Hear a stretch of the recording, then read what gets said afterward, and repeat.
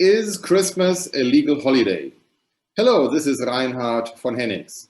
And in all the ho-ho-hos of the season, the question remains, is the 25th of December, Christmas Day, a legal holiday in the United States, a federal holiday? And the answer is yes. It is a federal holiday, which means federal workers do not have to work. But how does this work when we have this concept of separation of state and church?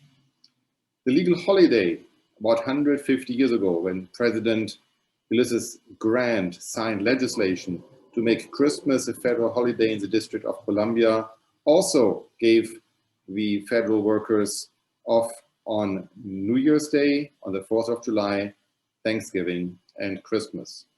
So legal scholars are split, but they say the law enacted does not predominantly have a religious character because only 1 in 4 holidays, as in Christmas, is a religious holiday. The other ones are state neutral. So therefore, the law is likely to be upheld unconstitutional.